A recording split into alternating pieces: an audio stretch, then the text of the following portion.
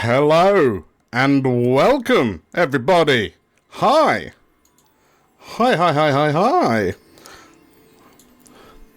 I'm hoping that the world can hear us. The world cannot hear you lot. Well, it's for the best. Oh dear. Hold. Oh god, I've eaten dinner too quick. Oh, help. How do I make this work? I click on that. There we go. Right, if you lot can make some beautiful noises. La la la. Hello. La, la. I expect you can now be heard by the whole... Yes, we can be heard. The whole world. We'll have some celebratory quacks. There we go. We are set. Hello, hi. I'm DM Dan. We are the Explorers of Elsewhere, and this is live, if you couldn't tell. We have returned to play some more Tales from Elsewhere, which is a cheeky little name I've given to our Daggerheart campaign. This is our third live episode. We're coming up to the end of our first tale. And so far, you lot have you've done some talking, you've done some spelunking through a pretty glowy cave, and you've And some twatting. Yes, you did some whoppy boppy, stab and choppy. Yeah, you did some fighting. You're looking for some researchers. You found the researchers. Hurrah! Job's a good one. Job's a good one. You've also, theoretically, completed the side objective, which was to find a missing Croak. Oh yeah. Which is arguably... It is Croak. That can Arguably, talk. the more important... As a Oh, that music just ended very abruptly. Yes, arguably the much more important objective of finding this missing Croak. So, yeah. I mean, yeah, job's good. We can all go home now, right? Mm-hmm. I mean, I hope so. That's Cal's plan. Cal's gonna just walk out. Let's go. See, it'll be fine. I mean, do we know how to get out? Well, We can, kind of, maybe. Maybe. I've just discovered, hold everyone, that I've ballsed up the audio. Hold. Hold. Right. So if I do a little bit of this, and I click OK, and then I do a little bit of this, and I click there, and then I click that, and then I click here, and then I click there, and I click. This is the truth of live streaming. Right, if everyone can say hello, and we'll do some test quacks. What? Hello. Hello. Right, do we Hi. have test quacks? Quack. I think we have test quacks. Okay, I think we're good. Cool. So yes, you've done some stuff and some things in a place, and I reckon it's high time for us to whip straight back to see what comes next, which is, just pack up and go home. Who's ready for it? Yeah. I do. Well, first, let's have a title screen. All across the unknown world, rediscovery pushes ever onwards to find the lands and people lost. All thanks to our brave explorers. Hi, I'm Nate, and I'm playing Azakar and the Jarni Seraph. Hi, I'm Dan, and I'm playing Vanya, the Wolfkin Warrior. Hey, I'm Livy. I'm going to be playing Rayri, the Spirit Ranger. Hi, my name's Theo and I'm playing Cal, Sangvar Guardian. And my name is DM Dan. I'll be the GM in these adventures. The further we go, the more we learn of these magical tales from elsewhere.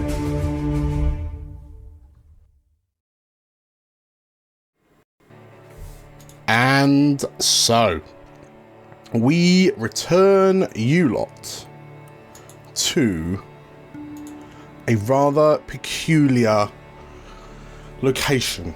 Having been tasked with finding a lost researcher team from by the instruction of the pupils of one of the explorer expedition outposts, New Prosper, you have delved into an impossibly large crystalline tower-like structure which dominates the nearby landscape, surrounded by a forest of crystalline petrified trees, and walking through the almost liquid-like front door, which come portal, you've found yourself in some strange kind of crystal caves somewhere within the tower's structure. And as you've gone exploring, you've discovered that, quite worryingly, there are what appear to be pools of coalesced mana, which those of you who've had kind of prior experience with mana, you have noticed that implies an extremely high concentration of, in this case, arcane mana, for something that is inherently ephemeral and like invisible to the eye, to be gathered in such quantities as to almost form a liquid of sorts.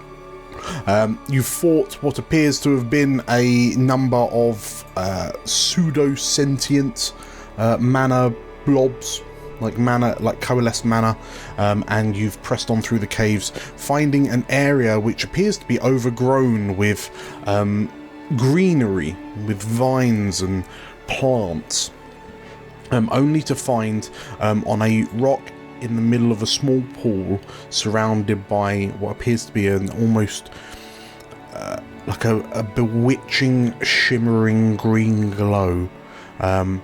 You found the research team, accompanied by a curious little Croak, who Vanier has immediately jumped into, check on, only to find that this Croak spoke back. You've also been introduced to the lady that appears to be the research team's leader, a Laravar woman called Tree, and she has very excitedly kind of shaken all of your hands with much vigour, and informed you that she's very glad you're here. But to the pressing matter at hand, Vanier, you peer down at this Croak that's peering up at you.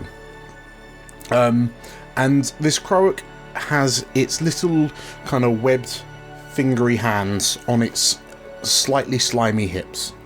And it looks to you and again repeats, "Are you here to save us, sir?" We have indeed. We probably should start making a move soon. Don't think we want to stick around too long, knowing what we've just faced. Ah, very good, it says. And then it sort of peers round you, looks at the other three explorers, your fellow explorers. And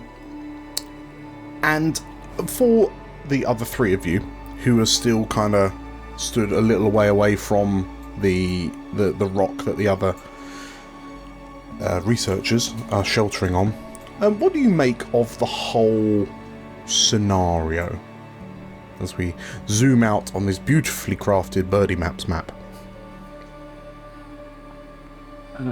Obviously we've been introduced to Tree. Yes. And the little Croak we've noticed talking. How are the other researchers looking? So the other four researchers, they fundamentally just look, well, first and foremost, they look a bit tired. They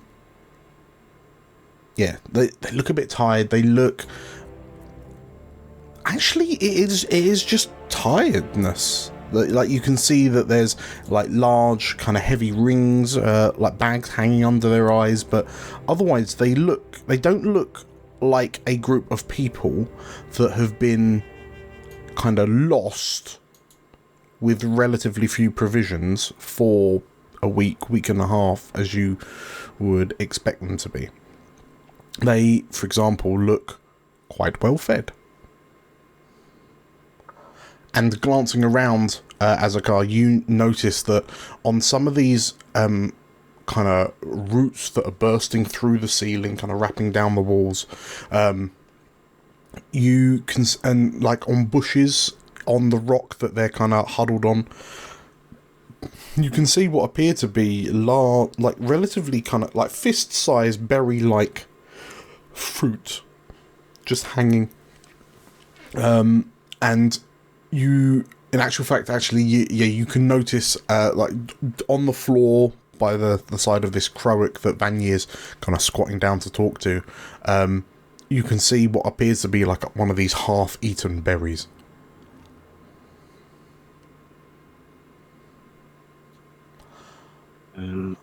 Azakar's going to actually side up to Cal, and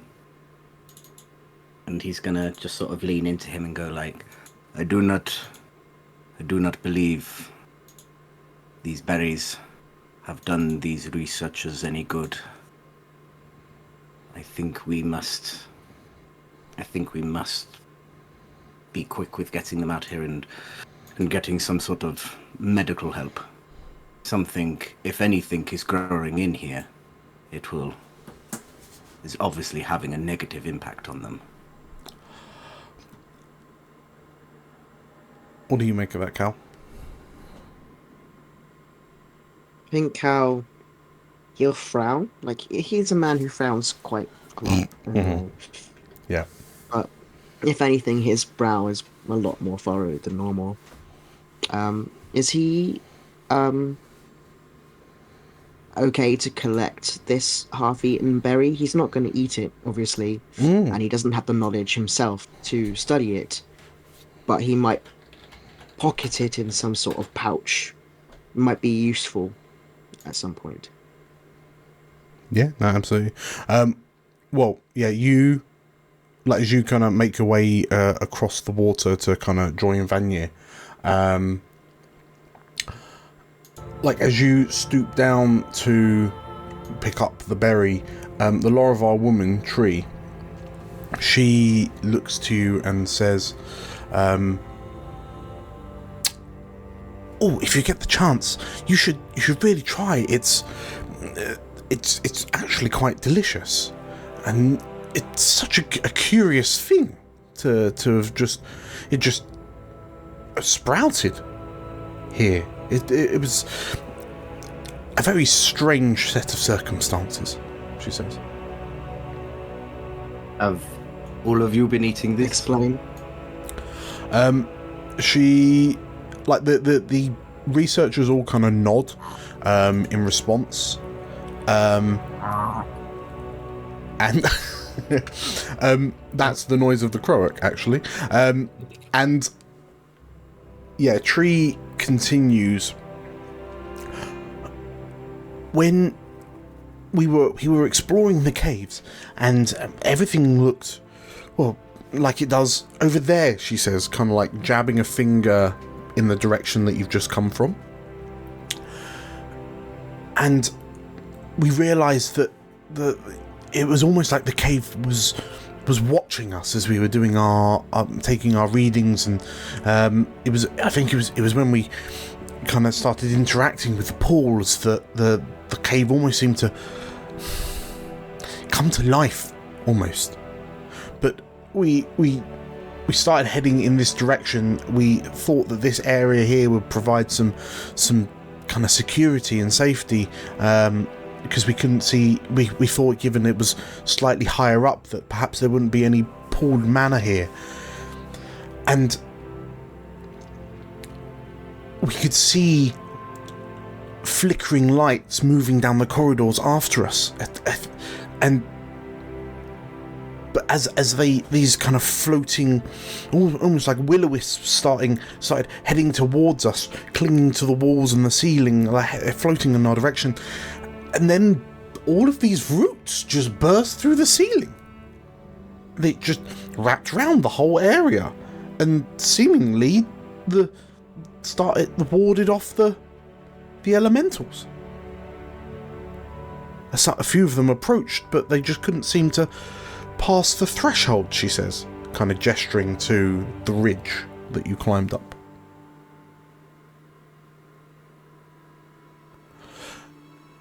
She kind of looks around again with a look of genuine kind of marvel on her face.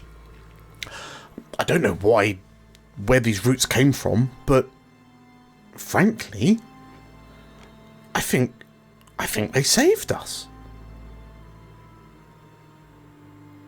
And then with the roots came all the plants, and you can see all the water's been purified. You can drink it, she says, gesturing to the water, like the pool around them, and over in the corners, which, Vanya, you do notice kind of glows with this like green, almost like bioluminescence.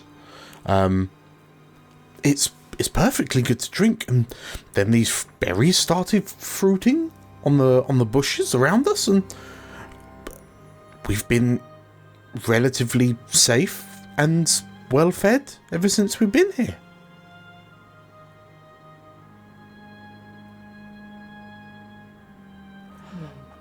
Ray, what are you thinking about this tall tale? I think Ray, who spent a lot of time in nature, is quite interested in these very large berries. I have an ability I would like to use. Okay. Which I can speak to plants. Oh, interesting. Interesting. Can I have a little chat with the berries? With the berries? Yes. Or the plant that makes the berries. Okay. I have to make a thing roll, but okay. See if it works. Yeah, go ahead and make. Does it?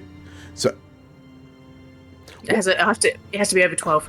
Okay, you've got the DC. Okay, yeah. By all means, roll me an instinct. Did you say? It's an instinct roll. Beautiful. Yes. Beautiful.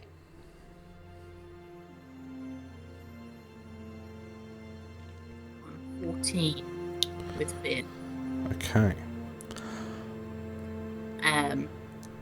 So I think Riri will kind of pop up, kind of listening to the story, and kind of looking at the berry that Cal has like picked up, kind of gives it a sniff.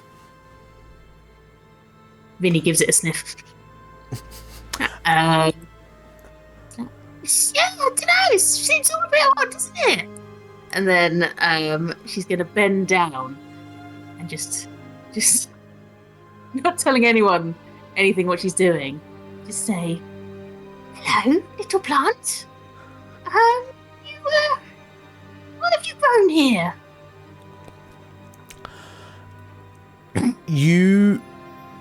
Okay. Everyone else watches, like turns to look as this little Ignan sprite squats down and starts talking, like grabs one of the bush branches and starts like talking to the leaves.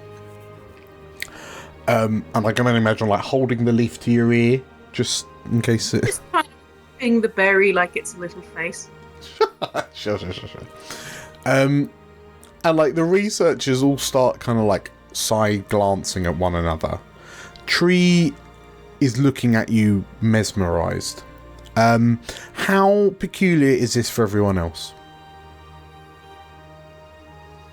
I think from the past, I've made it aware that obviously Azakar and Rayri have worked on jobs before. Mm-hmm.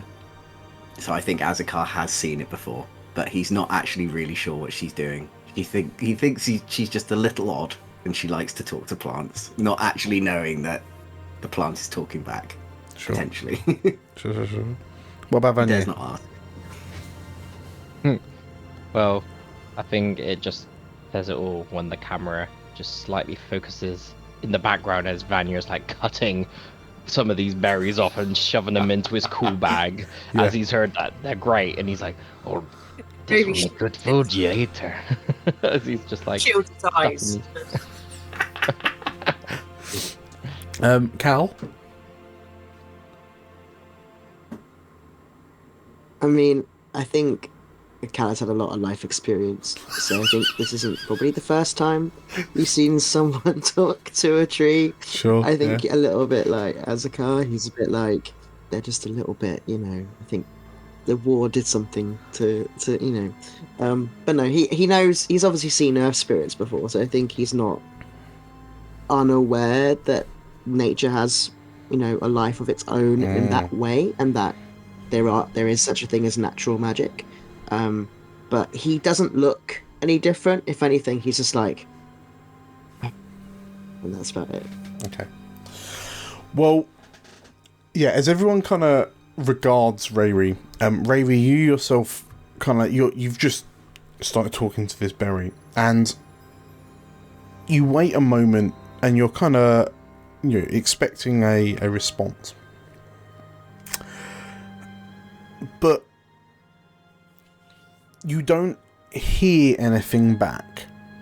As you kind of frown, pout a little bit, you notice, like, out the corner of your eye, between two of the researchers, off on the far wall, like, that's currently kind of covered in a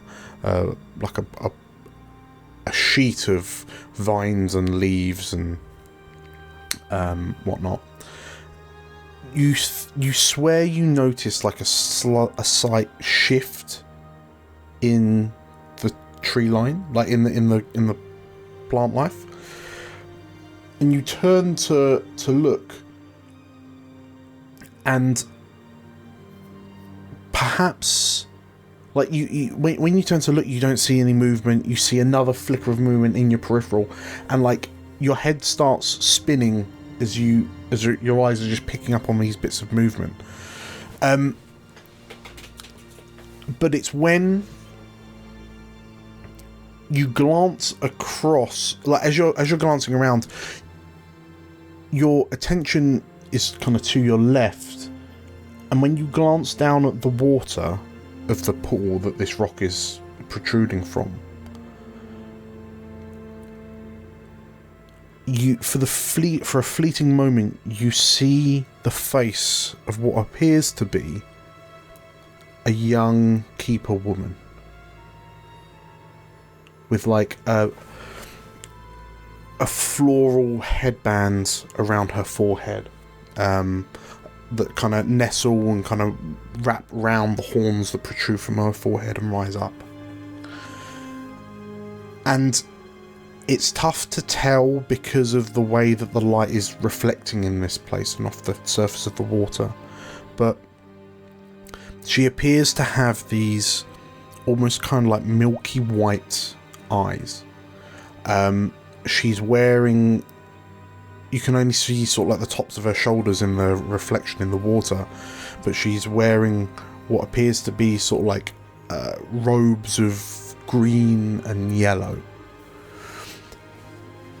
And there's a moment when you recognise that the colour, like the hues of those greens and yellows, were the same as the keepers that you met in the forest before you came into the tower.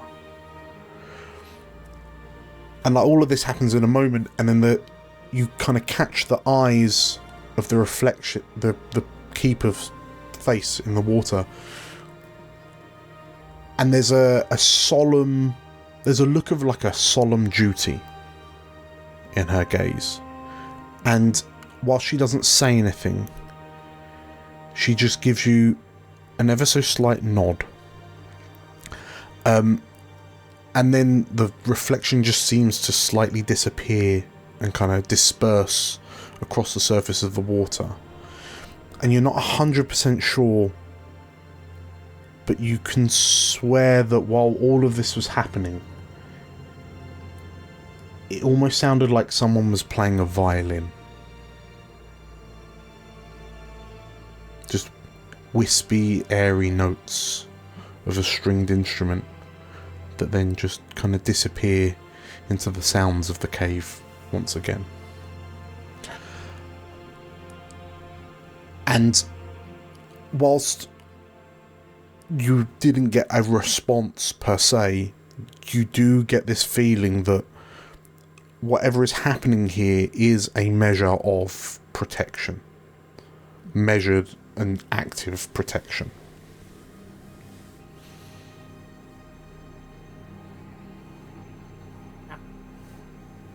Okay.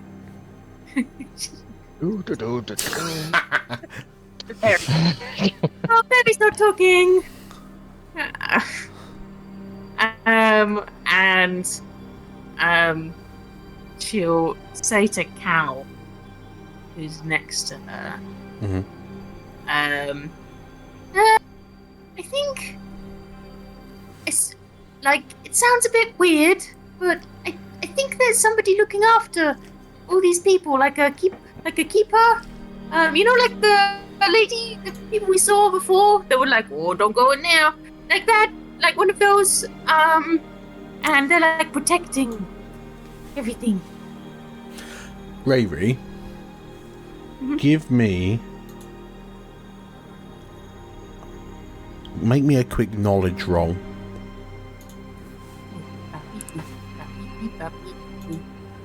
I'm not very smart.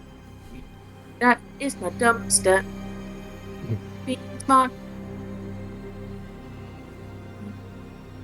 11 minus 1. 12. No, 10. 10. With hope. So, we're going to give you the hope. When you rolled fear last time, it was just a complication of you didn't get quite as much knowledge, like info as you did, but you get hope this time. And like as you're kind of explaining it to everyone, like what you just saw, it's as you say it and like your mind's racing at like trying to remember everything that you just saw a few moments ago, and just an image flashes into your mind, and you realise, that the face of the keeper you saw in the water looks remarkably like the face of the keeper in the statue in New Prosper. Yeah. Yeah? With the bear and the horse. Yeah, I reiterate, like, the one in the village with the bear and the horse and the statue. And she's like, So we're dealing with ghosts now, as well, potentially. spirits, ghosts, protection. I don't know. It's left. Ruby just points to the water that's now got nothing. Oh. Maybe you should speak to the berry.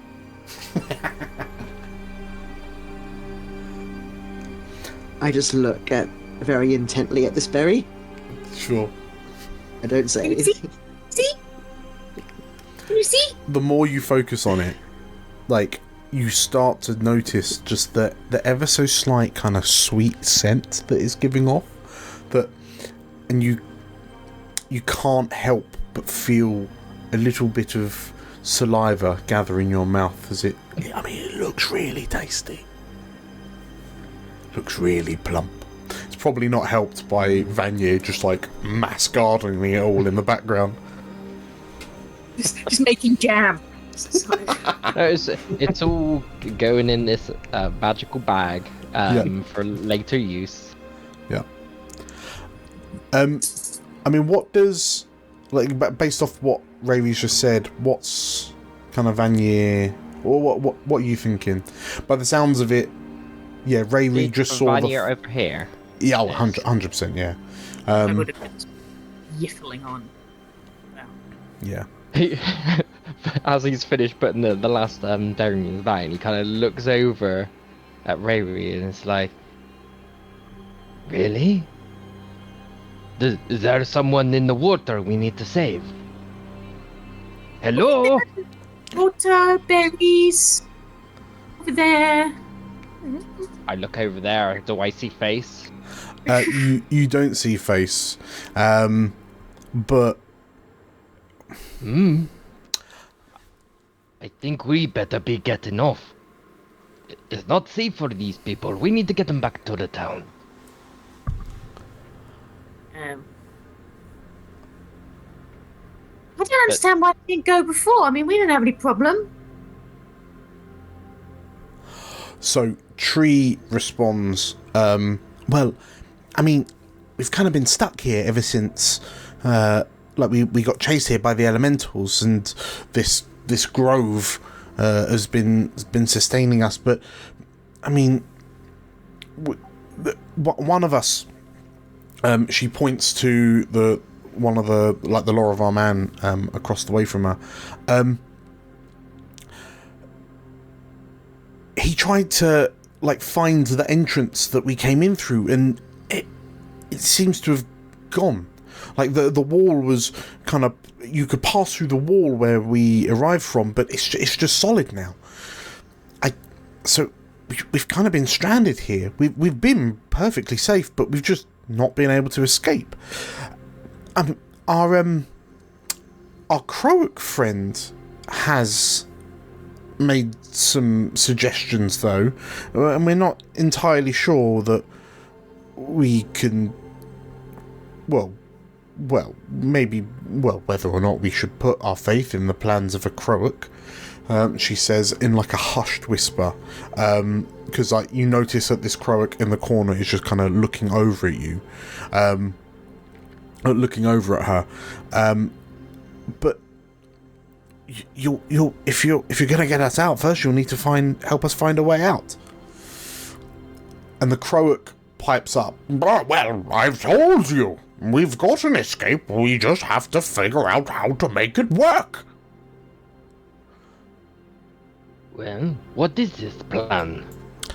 The Gerpel, the Croak looks to you, Vanier, and finally, an individual of forward motion and momentum. Come with me, I'll show you our escape, he says.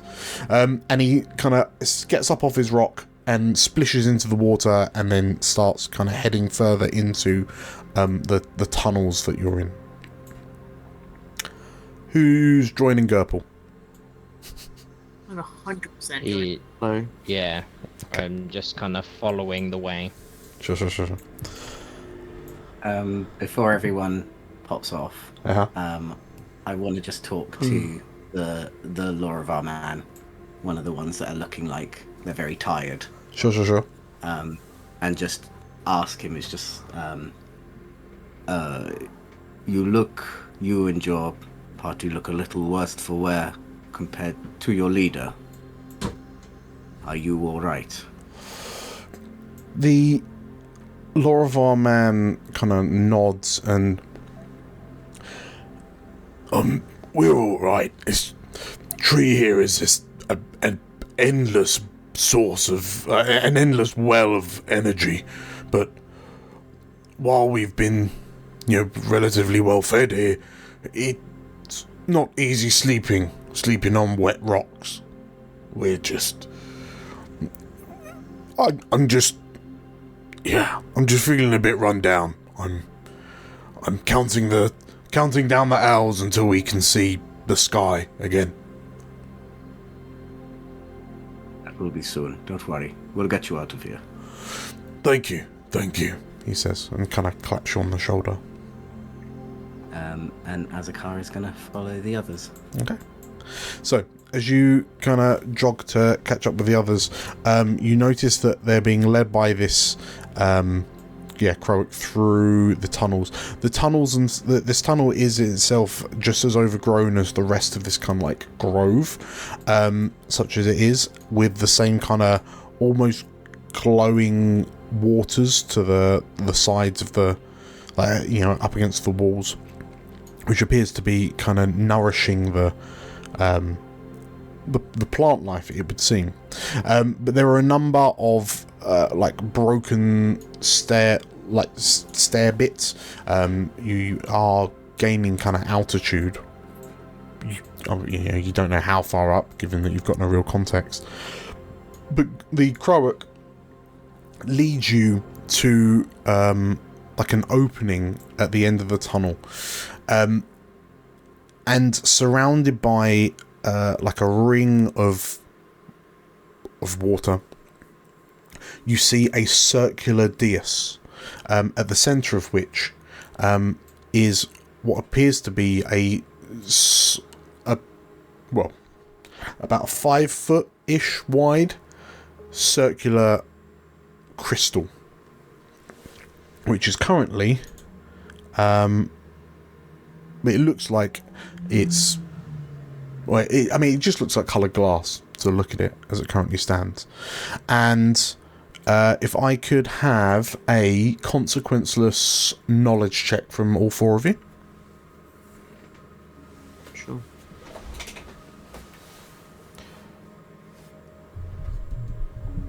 So we got roll of a 13, a roll of a 16, a roll of a 5. Or Azaka. It's a car like a door. What are you looking at? Oh, and a crit. Got a crit.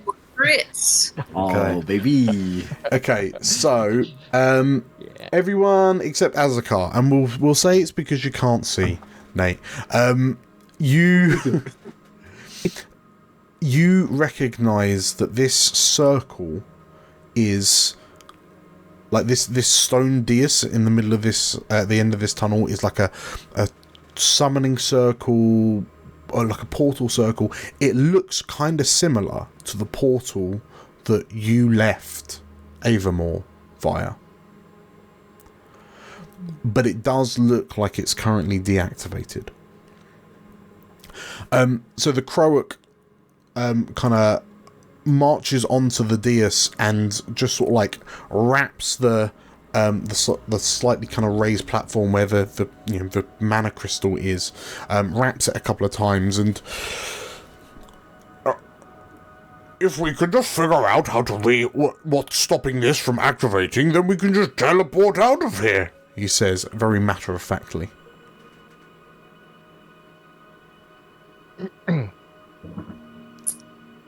Do we know where this leads to? He looks around. He looks at you for a moment, and whilst this Croak seems rather intelligent, there is a sort of a blank confusion that etches across his face. And his eyes, like the eyes that are moving kind of separately from one another, like they keep on like alternating as to which eye is actually looking at you, and then it like turns its head. One eye stays fixed on you, and the other rotates to look at the crystal. And then the Croak says, "No, I don't. But what I do know is that portals allow you to be in one place and then suddenly be somewhere else." That is usually how they work, yes. Exactly, says the Croak, and it kind of Gerbil puffs his chest out. How are you all feeling about this Croak talking about portals? Fabulous. I feel like he's completely normal. Yeah, I mean, Vanya only knew about portals because he's seen them. Sure. And that's as far as the knowledge goes. So if a creature knows about portals, he's obviously intelligent. So as far as Vanya is concerned, he's like, do you know how to make it work? I think after meeting the previous set of Croaks, Yes. this guy seems a little maybe advanced. Yes. is probably what Rayleigh's thinking. Just a little bit, maybe a little bit more smart about him. Cal, Cal, you said that you have encountered Croaks in your past, and you know that Croaks, like, if we're talking D&D, Croaks are like intelligence 2. Like, these are creatures that barely have self, like they are floating barely above id level of kind of self-awareness. Self-aware, they're not intelligent. Yes. Yeah, you kind of need... Yeah, I get it. I get where we're going with this. This is weird to Cal. This is very weird to Cal. He knows his intelligence isn't great. In some regard, like academically, he's not useful. Mm-hmm. Well, that's how he comes across.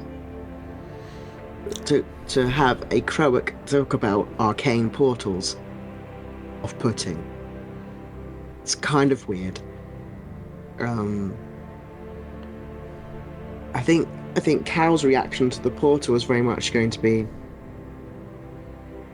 you do realise that this portal could take us deeper into the tower as well as leaving the tower. If we don't know where it's going, it is quite unsafe to use unless we're able to wield the magic in a way that is to our advantage. I'm not a spellcaster, so I wouldn't be able to tell you how to do that. Yeah, to take us brilliant, wouldn't it? Why? We could go anywhere. We could appear in like somewhere cool. I don't know why you're so down about it. I'm not down about it. I'm just concerned that we don't know where it will take us. This is my face, Randy. This is my natural resting face. I'm not necessarily upset. You do understand this. You've been asleep a long time. You don't have anything other than that face. Hey, Rary. Why don't you ask your ghost friend that you saw earlier? Well, actually, I can't really see her anymore. And I left the berry, so.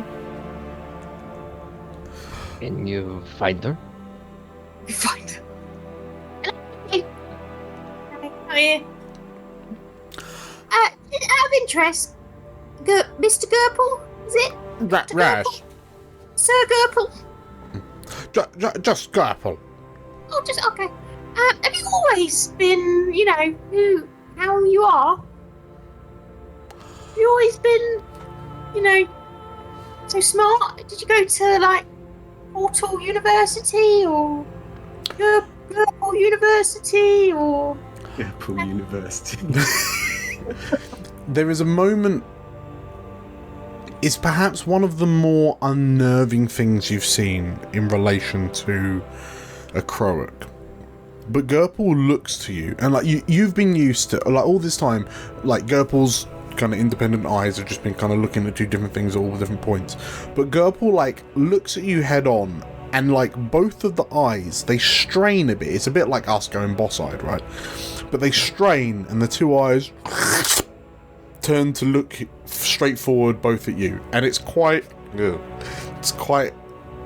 unnerving sight to look at. And like the eyes stay there, and despite like the head itself is sort of like moving ever so slightly as Gerple starts like stroking his wet chin, his dewy chin, but like the eyes just stay focused on you as like his head moves around ever so slightly.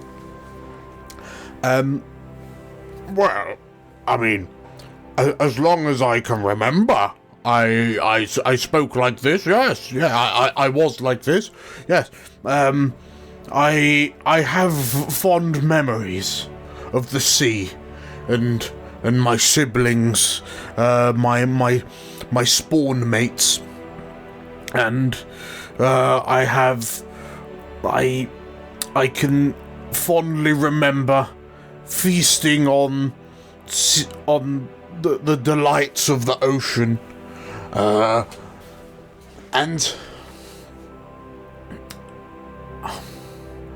I do remember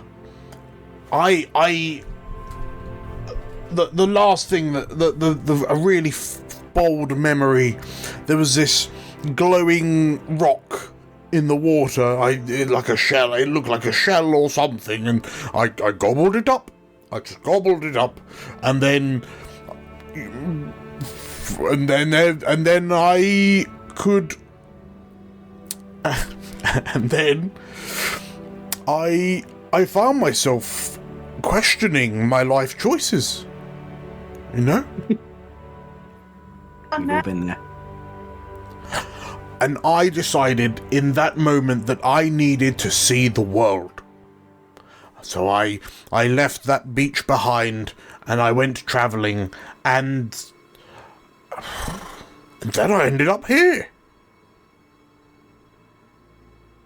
So you were Croak. You ate magic shell. You learnt to comprehend. And then you travelled. Sounds wonderful to me. Did you come in with the adventuring party, or...? No, I can't say I've ever seen those as 5 in my life. No. I found them here, actually. I do remember I was walking... there was lots of these large kind of hard, glassy-like objects. They looked a bit like the stone that I ate in the water. And then I saw a really, really big one, and then I thought to myself, oh, well, I'm just going to... I just wanted to see inside it, you know. I wanted to be in it. So then I was walking around, and it was very dark. You understand? It was a very confusing place. There was a big stone thing. It had a face and it had wings, raw, and then I walked around, and then there was lots of glowy lights, and there was a particular. It looked like a letter. It looked like on the wall, and I don't know why, but I just felt compelled to press it, and I pressed it, and then I was here.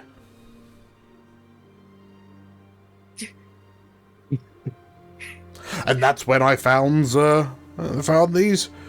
Well, and that's why I know that this portal will take us places, because after I pressed the thing, the letter, the glowing shape, I appeared on this portal, and that's when I found the other 5, the 5 round the corner. So if I came in this way, then I know that I can leave this way.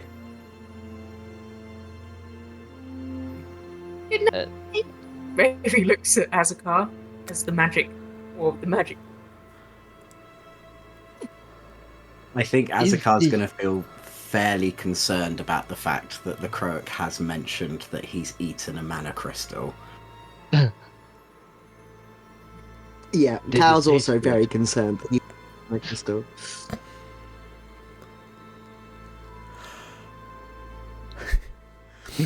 So, what do you make of our plan? If we can figure out how to make this thing work, make this entrance into an exit, then we can all leave this place. I can go back to the sea and see my siblings, taste those bountiful ocean goodies.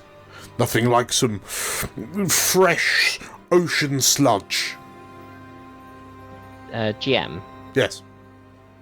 Question. Answer. From this perspective, does it look like the crystal's inert? Like there's nothing really like emanating like magically about this circle and this stone at the moment? Like as though it might be lacking in power? Question mark. I'm going to ask for anyone who wants to have a look to roll me an instinct roll. And this will be consequenced, so roll if you would like to. I got an okay instinct. I guess. I'm gonna go for it. Why not? I want to have fun. Yeah. Let's just. I'm +0. Sorry. YOLO! what is this to look at? Can I just ask what this to look at again? To figure crystal. out what if the crystal, if we can figure out how, why, maybe it works or doesn't. What? Okay.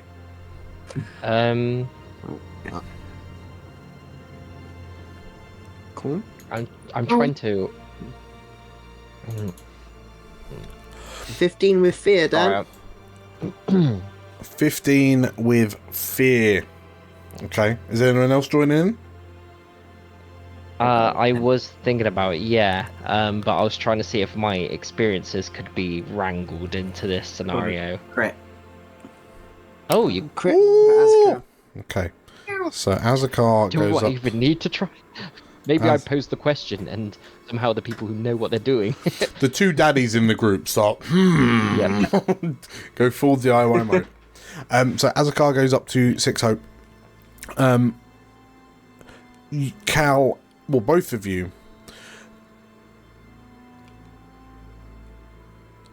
Cal, you notice that the crystal itself, and sort of like there's a crystal in the center. There are the runes of power that encircle it, and the runes in the crystal aren't completely dormant. It seems like there is an like a residual flicker of like life in it, but it's only that. It's a flicker, which is kind of odd because, you know, runic circle, like portal circles like this normally are kind of, you know, self-regulating and so on and so forth to be quite stabilized. But it's, you don't know why the idea kind of flashes into your mind, but you almost get the feeling like the magic that powers this portal is being smothered or throttled. And Azakar, you have a similar idea, but as you kind of close your eyes and kind of focus, use like your innate finer like awareness of mana, thanks to being a Majani. Like you can almost sense the vibrations of magic kind of through your crystal horn. You sense that there is a strong kind of arcane surge that's like, arcane mana is normally kind of explosive. It normally grows much like the crystals and the mana crystals that you've seen in the forest and whatnot. The direction of movement is usually outwards, but this seems very insular. Like there is some sort of arcane magic stopping this portal from working. And you feel that it's working in contention with another magical force. And Azakar, as you kind of open your eyes and look around, you look at the roots that are growing from the walls, and you notice that they're reaching out across the water, but then it's almost as if they can't push any further towards the portal, as if they're being held at bay.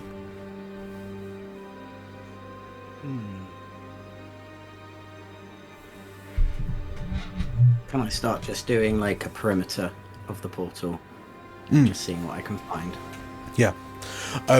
Well, so you, like, as you walk around, you notice that, you know, the difference between the pools of water with all the kind of roots in, as the roots and the plant life kind of reach onto the you know, the solid ground, like the stone around the portal circle, you notice that, unlike in the other room where everything seemed quite like verdant, it almost seems kind of like the roots seem dry, brittle, thorny, almost, like it's being kind of tainted, like it's being corrupted almost. But like walking around, you notice. Yeah, I think it's that kind of almost. You can almost see the line where anything that grows past it just seems to be kind of withering and drying and dying.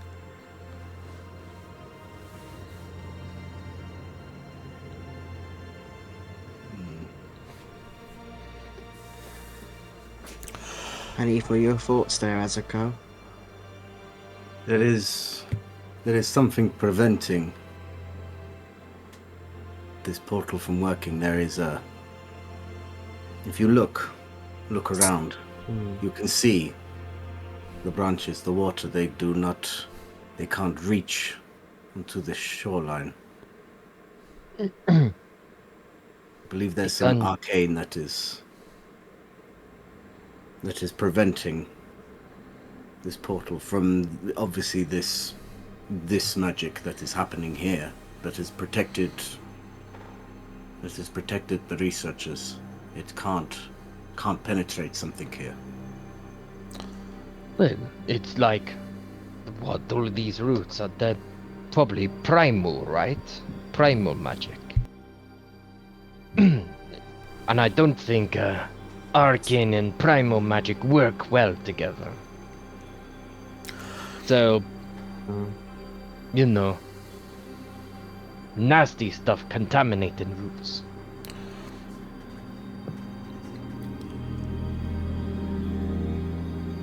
Rayri, given that you were the one that kind of reached out and kind of interacted with whatever has caused these roots to sprout, as Vanier kind of gives his theory, like you kind of look around and like you notice the difference in the natural growths, and the space that you're in, like immediately around the portal, it almost feels sick. Like there's an illness. There's a lingering illness here. Because Vanier's right. The culmination of the war, the world spirits used their powers to fight back against the arcane dragons, and that allowed Aya and the divine dragons to imprison the betrayers. So primal magic is its very own thing. But yeah, there's just this malady in the air. Like the longer you stay here, you almost feel like your mouth is starting to dry out. Your bones are starting to feel a bit heavier and creakier the longer you stay here. There's something wrong about the mana in this place.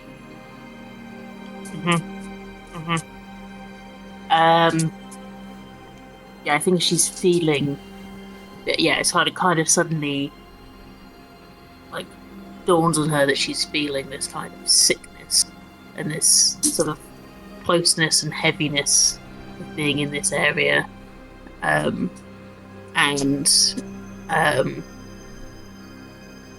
she just says to the lads, does anyone feel like it's all a bit like there's like sort of like a blight or like a sick, like it just feels like there's something really not right about all of this, like it's a bit sick, like. I think I know what you mean, but here is a thought, right? So you know when like plant, you get a piece of plant that sort of withers on the that branches off and withers a bit, so you like break it off so that the rest can be healthy, right? Maybe we destroy all of the branchiness here to let the good bits grow, but then that stops whatever is going on here.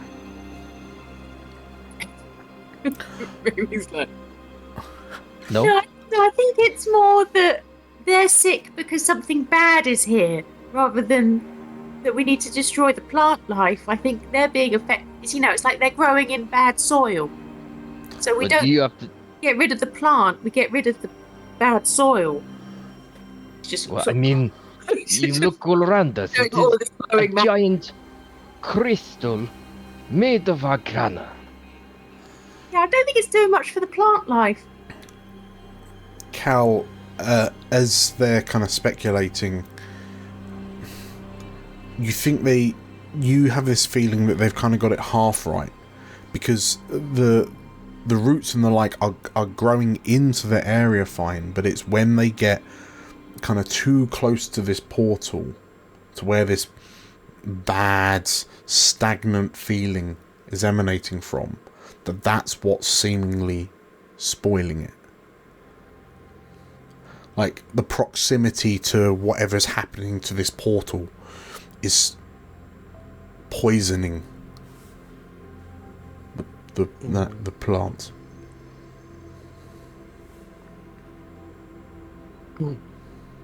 I think Cal will kind of explain this in a Cal way, which is very much, still frowning. I think the portal is what's bad news, or whatever the magic that is currently affecting the portal is bad news. Perhaps we should try and find a way to heal. No, don't smash the crystal.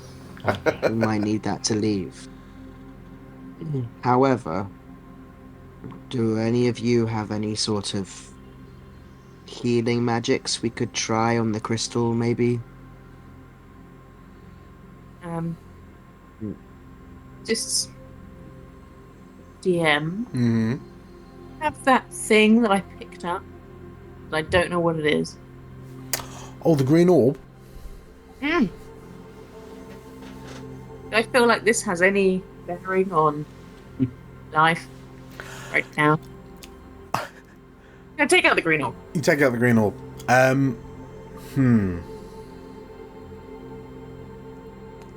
Just looking at it, looking at the portal.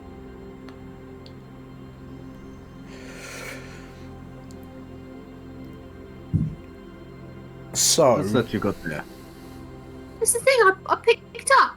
The green orb, but we were like, I don't know what it is, I'll just save it for later. So, yeah, Ray appears to be holding almost like a polished green, like glass green sphere with an indented golden filigree, like ornate golden filigree banding around its kind of circumference. And like Vanier, to look at it, it reminds you it's a deep, rich, dark green, reminiscent of like some wine bottles you've seen in the taverns of Avermore. That you see the nobles sipping from. And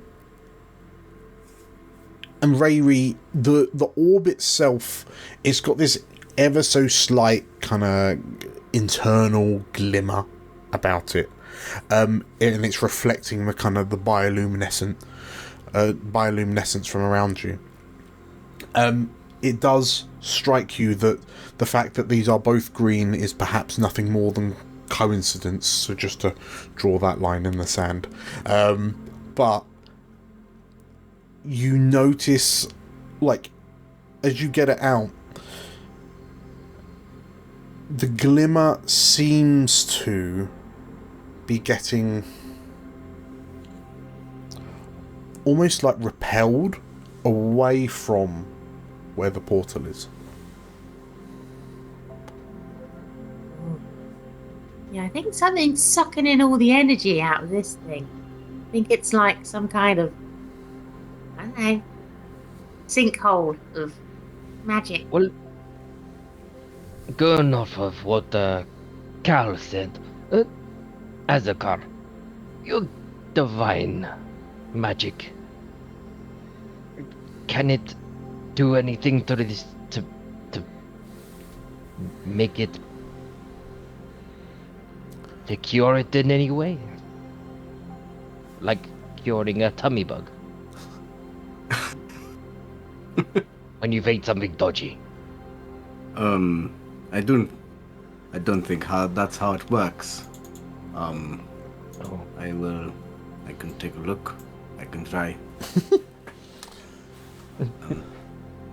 I will go up to the big glowing bit in the middle. Yeah.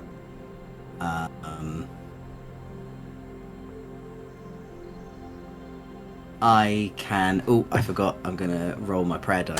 Oh, roll your prayer dice. Yeah. Roll my prayer dice. We got a 2, and we got a 4. Hey. Nice. I'm wondering what I can do.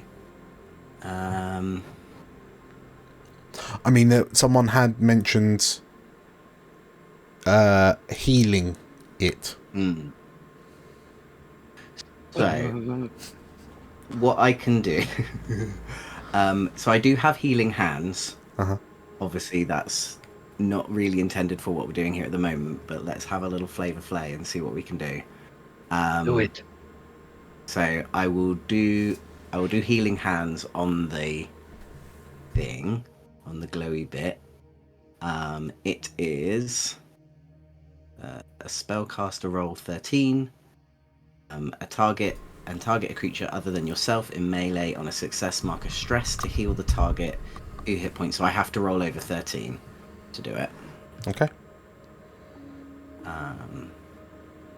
Spellcaster roll +2. So that's a 5 and a 3. That is 8 +2. That is 10. Is 10. You need to roll a 13 to use like. Apparently so. It says make a spellcast roll, and in brackets 13. Okay. And you want to roll something here. With that, I'm going to use my prayer dice. I'm going to use my 4 prayer dice. Okay. To add, that to boost it up to a 14. 14 with hope. Okay. But obviously, I can't use hope because I can't gain any more hope because I'm full up. Yeah. You don't have to use hope to use a prayer dice or anything, do you? No, prayer dice is. Prayer dice is just it. Oh, I do have to. Yeah, okay. So, on a success, mark a stress to heal the target 2 hit points or 2 stress. On a failure, mark a stress to heal the target at 1 point or 1 stress. Okay. So, I'm going to mark off a stress, and that will heal it up for 2 points. Cool. In which case, as you kind of close your eyes and you mutter, like, incantations and prayers to Mother Aya, as you place your hands on the, like, on the focusing iris crystal at the center of this portal, you begin to feel that warmth kind of. It almost feels like you can feel the warmth kind of projecting down from the heavens in through your like forehead, down through your body, along your arm and through your fingers. And everyone else, you watch as there's an ever so slight kind of glow that emanates from Azakar as he channels this kind of divine energy. And Azakar, you've got your eyes closed as you're focusing, and then curiously, you know how when you close your eyes and you get the flashing kind of lights in the darkness? The flashing lights seem to slow and then reform into an image.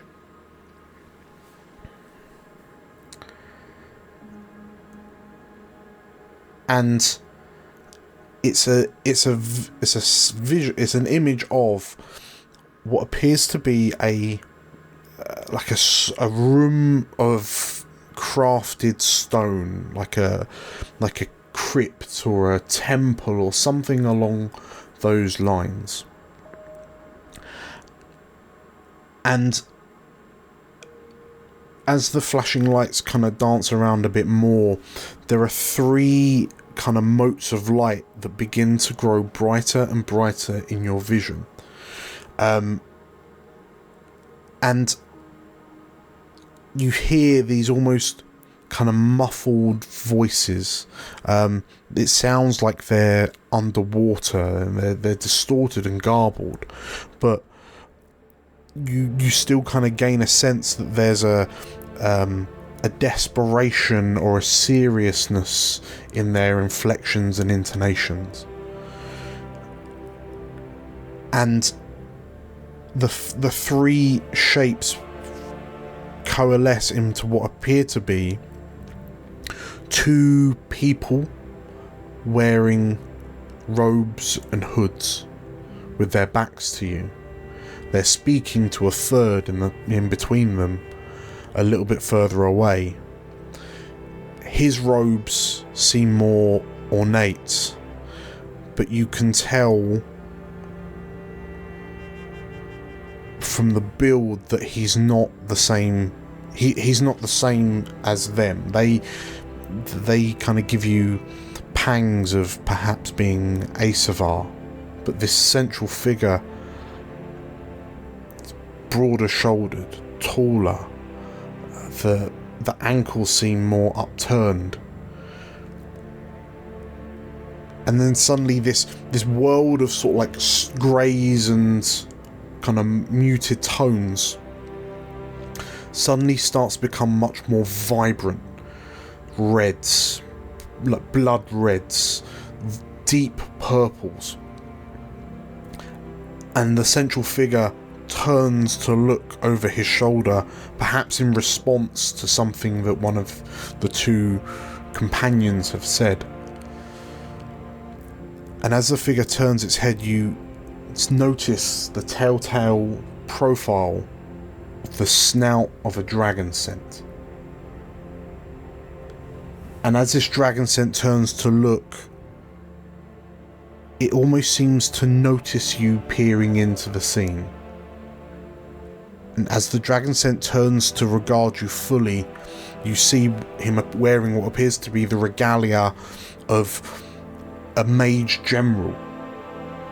You fought against these, you saw wizards wearing these sorts of robes during the war in your time as a prisoner. But as this dragon scent notices you and his face turns into a snarl, you watch as from the tips of his claws up his fingers, flames begin to sprout and emerge, and as the intensity in his eyes builds, so do a pair of fiery wings begins to emerge from his back, seemingly as he begins to swell in power as he swells in fury. And as his stare burrows into you, you feel a sharp smack of pain like surge up your arm and up the right hand side of your head as you kind of pull away from the crystal, and everyone gathered notices that the crystal has now turned a blood red. And as Azakar is kind of launched back from it, it mirrors the colour of your eyes, Cal, before slowly fading back to the green that it once was. Was that meant to happen? All of this happened in the matter of seconds. Azkar, you okay? Azakar's going to look back at you, Cal, and remember from what he has seen,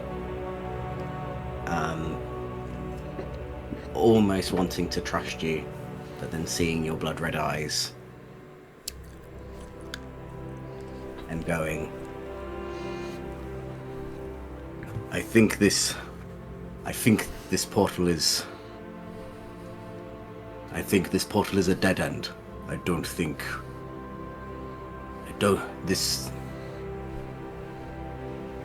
This will only bring us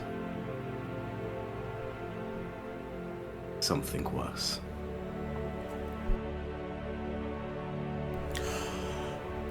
Gerpel's shoulders slump. Well, I suppose it was worth a shot, he says, as he looks at you as you kind of pick yourself up as a car. Perhaps we should head back to the others.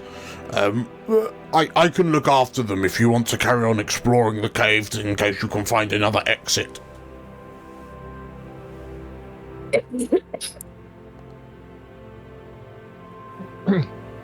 Well, let us ask the others how they normally get out. Well, I think that's their problem. They can't get out. Yeah, but if they've been here before, they know this place changes. How do they normally get out?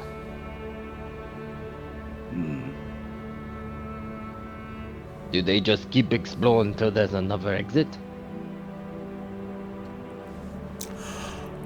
Well, did you want to head back and ask? Yeah. Okay, sure.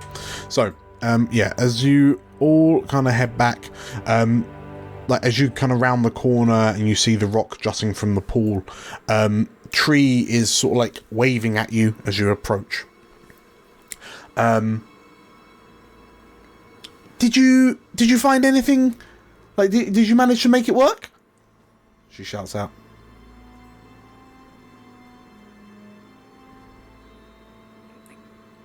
No, I believe it is a good idea that we stay clear of it. She sighs, and like she flaps her lips. Well, we can't leave the way we came. Question. Have all of you been in this tower before? This is my second time, yes, but these four of the other four of this is their first time. Okay. Well, how did you get out last time? Oh, we went out the way we came in. And that's the problem, because we can't this time, because the wall's not all gooey anymore. DM? Yes. Was the wall wobbly when we got in last time? So technically speaking, can we leave the way we came? I cannot remember. No, it was not. Okay. So from what you would have been told by the people of New Prosper, like these research crews kind of go and go out. They've been drawing, they were drawing the maps, but fundamentally they would just kind of strike in and then exit the way they came. But for whatever reason, these researchers can't. Something has happened that has presumably turned off the entrance for all intents and purposes. Great. Well, if we can't go the way we came, then we just find new exit. Can I show Tree my green orb? Mm-hmm. I've still got it in my hand. This is, by the way, I found it. It's one of yours. Tree. Adventuring. Tree looks at it, and like her eyes open wide in surprise. No, that's not one of ours. No, that what is that? She says, and she like offers it, like asks if it holds her hands out as if to ask to take it off your hands.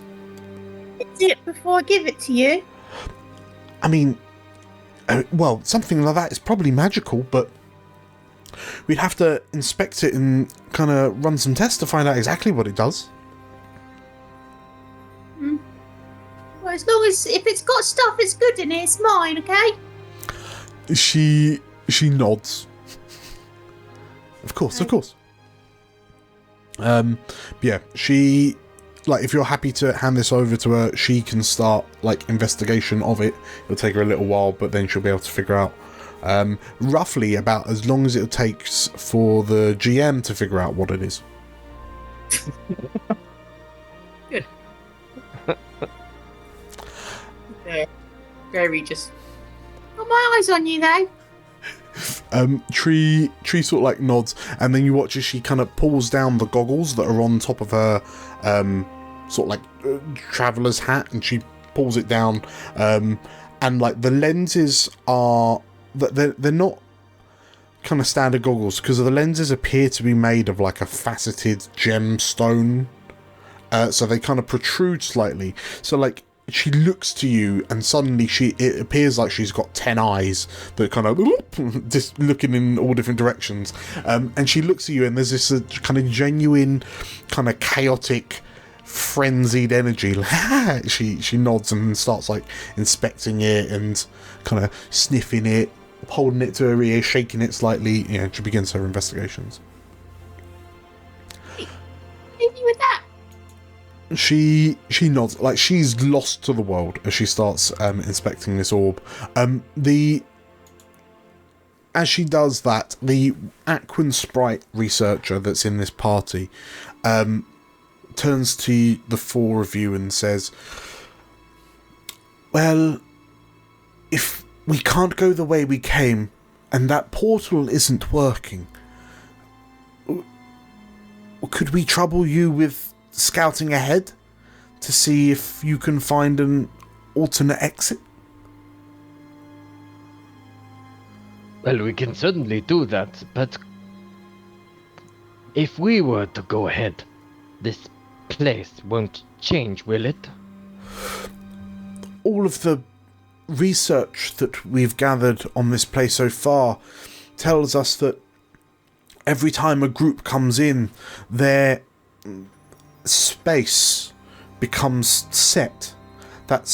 And once everyone was to leave, then by the time every time a new group comes in, they're presented with a new layout. That's what we've discovered from our cartographers that have been in here before. But we've never heard of someone going in and having their layout, if you will, change whilst they've been in it. There must have been some sort of external factor that's changed something about the tower and fundamentally locked us in.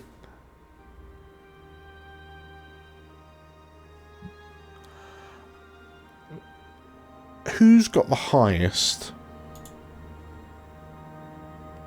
knowledge? Or are you all -1s? I'm a -1. I'm just a 0 on knowledge. I'm also just a 0 on knowledge. Okay. In which case, Vanya, like, as this Aquan Sprite's talking to you, Ravy, you're keeping a very close eye on Tree as she kind of starts investigating your orb. But Count Azakar, at the mention of this external factor, you can't help but glance down at the Croak that seemingly, like, based off what this researcher said, every time someone like new comes into a new group comes in, they get a different layout. But somehow Gerpel here has strong-armed his way into these tunnels while these people have been in here. And you can't help but wonder if perhaps Gerpel's intrusion is what's caused this place to change slightly. Gerpel is oblivious. He's eating another berry. I think Gerpel must die.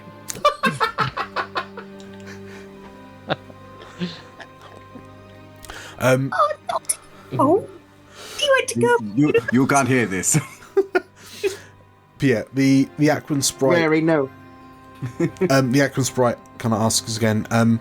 Yeah, if you're able to explore up ahead, because we're not any good in a fight. We frankly get in the way. But if you could scout ahead, make sure that everything's safe, and then if you manage to find an exit, you can come fetch us.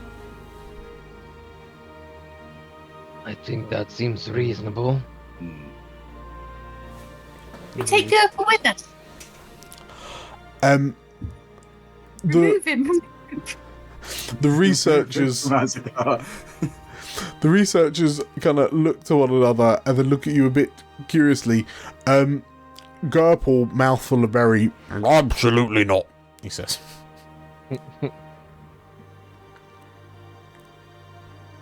Well, we can't do anything sitting around. Why don't we just go ahead and see if we can find another exit? Hey, which way do you think we should go? You're the hunter. I point over to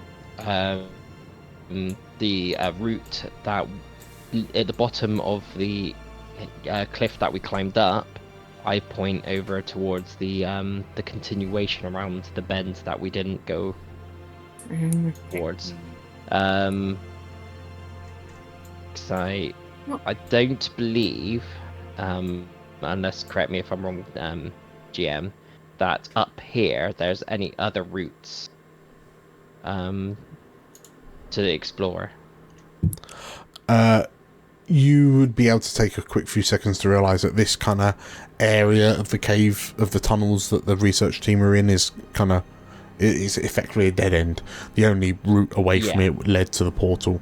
But yes, you're absolutely right. The direction you were travelling did carry on, and then you kind of peeled off into this this grove, this underground grove, much like it would seem the researchers did. Yeah, so yeah, I point the direction that we've yet to continue up. Sure. And I say, shall we, team?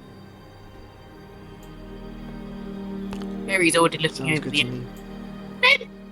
Let's go. Yeah, so I just start making my way, and I say as we're passing the researchers, I'll just say, sit tight and don't get into trouble while we're away. The 4 researchers nod. Tree does not respond because she's currently, prodding and poking. Just before we leave, yes, Azakar is going to just take a handful of the water and just sort of rub it on his burn marks to sort of calm them down a bit. Sure. And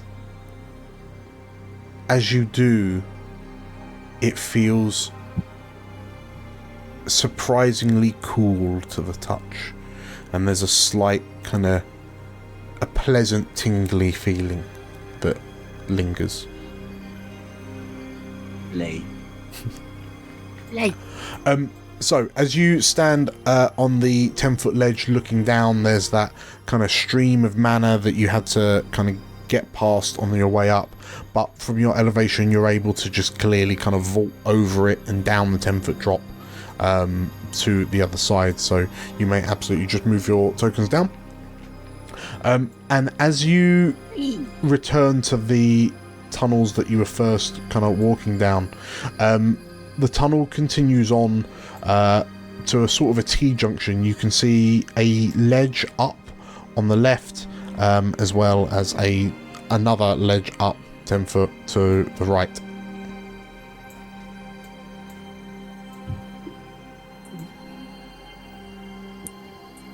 What it looks like Cal is Point Break. So what direction is Cal going in? I think I would like to go straight ahead. Okay. Up that 10 foot. Yeah, I think that's straight ahead for me. Sure. Yeah, so are we gonna work together to get up 10 foot again? Like There's nothing kind of untoward that would stop you, so feel free to just hoon yourself up it. There's enough handholds to get up there quite easily. Cool. In which case, as everyone follows in behind you... Well, that doesn't accommodate us. Cal, you spy, and the others do as they enter, what appears to be another mana pool. But this one is significantly larger than the ones you found before. And unlike the others, this appears to... Well, this is a a dark claret with streams of dark purple, fiery orange. Azakar, as you kind of come around the corner and lay eyes on the pool, you don't know what it is, but you suddenly feel nauseous. Rayri, as you regard the pool, you get the same kind of feeling in your stomach that you felt when you realised that the magic around the portal felt sick. And as you, like, this, the manor itself kind of seems a lot more viscous than the pools you've seen before.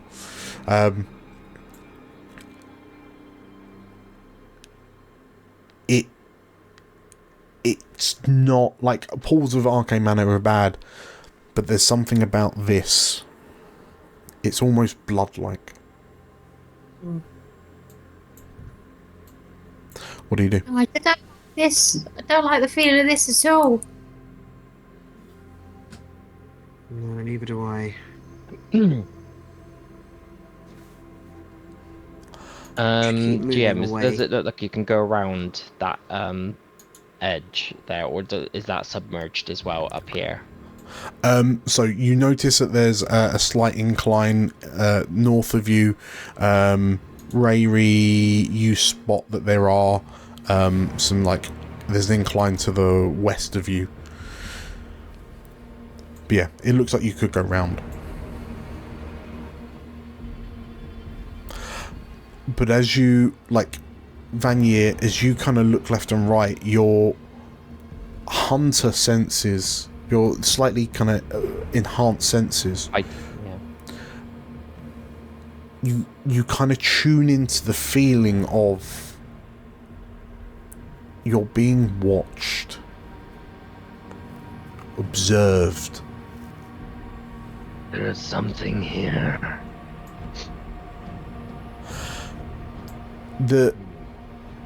As you kind of look left and right, Vanier, like, you glance at the manor, and based off your kind of your natural foraging skills, this blood red manor, it's like stagnant water.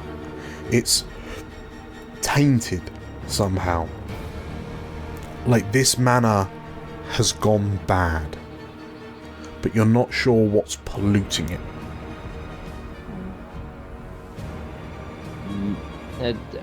Do I see from this point where what's coming into this pool? Is it something that's coming from the ceiling? Is there streams coming into it that might be showing like a route to where this pollution might be coming from, or is it seeming like it might be something from underneath? As you look at it, you notice that there are no streams running to this collection of mana like the others. The others were, for all intents and purposes, naturally formed ponds, like pools, if you will. But this, you can't really see any drips coming down from the ceiling. There's no streams running to it. You just get the feeling that this shouldn't be here, or it wants to be here.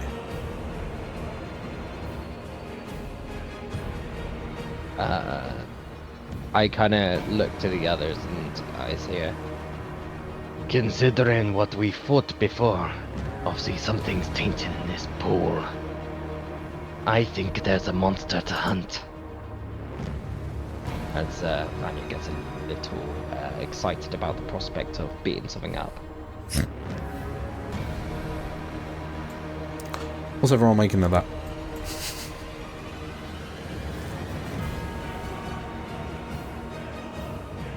I think Cal's nervous. I think this is not ordinary. And he's seen quite a few things. feel like his instinct is to keep away, to find an exit, to move on, to not engage. But if they're being watched, he's also feeling ready to fight if he has to. Azakar, the feeling of nausea is not abating, but what are you doing?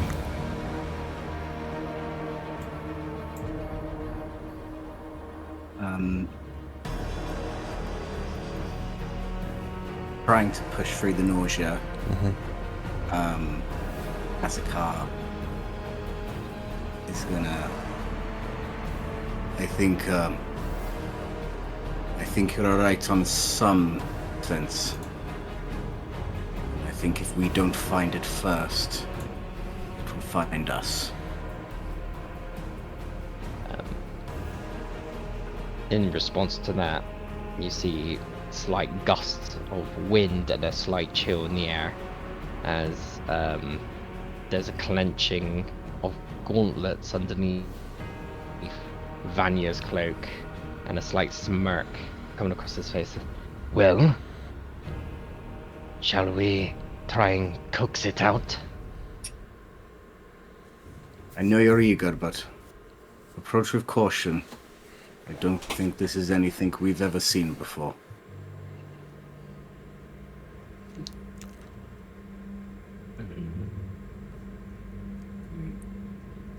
And I just take a step forward.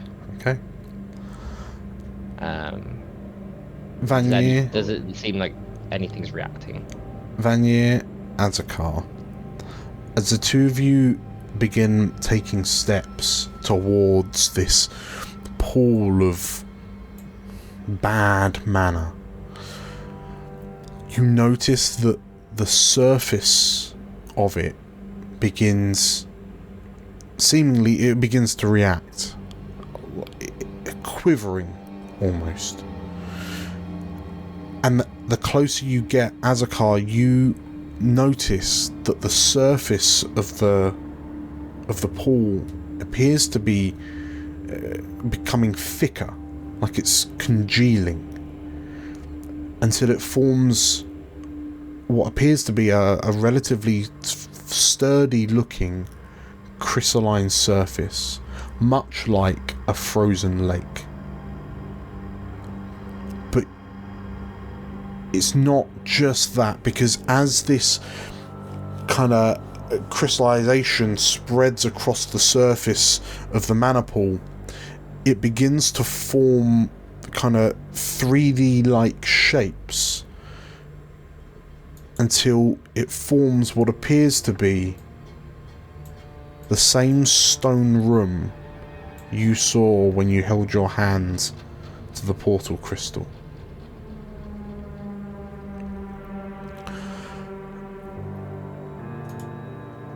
And as you peer like across this reincarnation of the scene that you saw, but this time in hideous kind of life, dark blood red hues,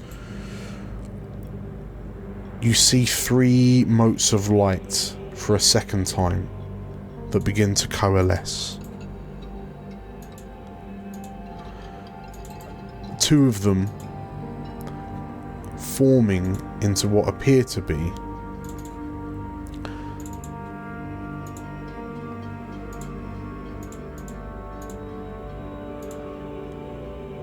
Asavar in long cloaks and hoods, wearing the regalia of Arcani wizards.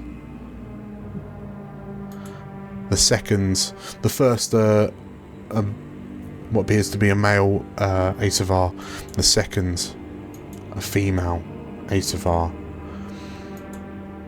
The light of the pool kind of reflecting off their semi-translucent features, before the third mote of light forms into a solid shape. And it is a winged dragon scent with large curving horns rising from the sides of his head, flames flickering from his hands. And this time, the dragon scent looks directly at you, Azakar, and says, I don't know who you are, but you have intruded on my sanctum, and that I cannot abide. And as the wings flare out and the two mages move into flanking positions, we'll call it there and go for a quick break. Cool. So, yeah, we will see what happens then. If you're enjoying it, make sure to hit the like button, comment down below, comment what you think is happening, and if you at all recognise anyone that's just appeared on screen.